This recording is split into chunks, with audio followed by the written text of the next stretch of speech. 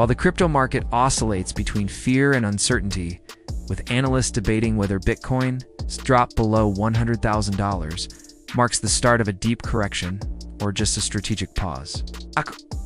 Michael Saylor and Strategy Inc., formerly MicroStrategy, have taken another decisive step to reinforce their long-term thesis. This week, the company announced the acquisition of 8,178 BTC for a total of $835 million.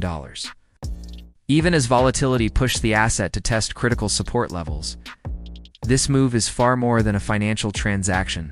It's an institutional declaration of conviction.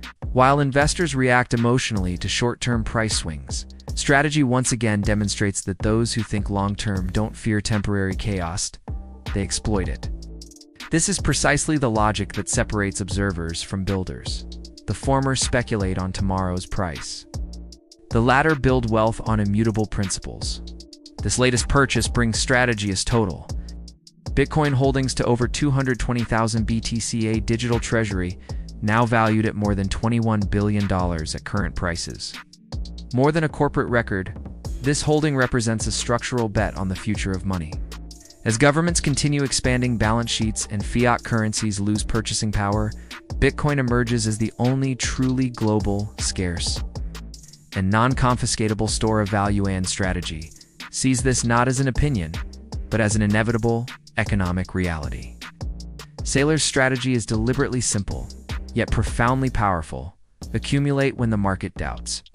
Historically, the best times to acquire valuable assets don't occur amid euphoria, but during periods of collective disbelief, when sentiment is negative, headlines predict collapse, and even experienced investors consider exiting.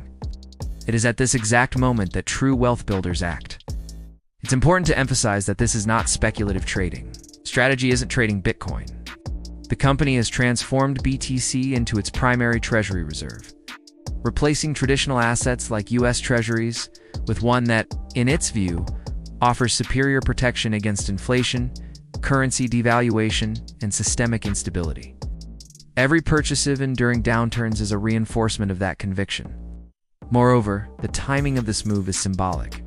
In a context of still elevated US interest rates, growing geopolitical uncertainty, and retail investor selling pressure, the injection of $835 million in institutional capital signals confidence not just in the asset, but in the broader macroeconomic cycle.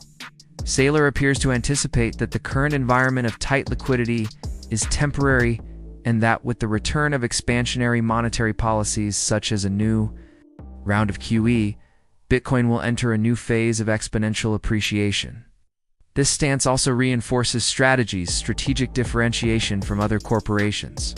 While some companies treat crypto assets as a marginal allocation or an innovation experiment, strategy places them at the core of its financial identity. There is no hedging, no tactical diversification, only a clear, disciplined thesis executed with near monastic rigor. In short, the market may keep debating whether we are in a bear or bull market, whether the $95,000 support will hold or break, or whether the Fed will cut rates in December. But for Saylor, these questions are secondary. His only concern is how many Satoshis he can add to the corporate treasury today. Because in the end, true alpha doesn't come from predicting the future, it comes from acting with conviction while others hesitate. And once again, Michael Saylor has proven he's a master at exactly that.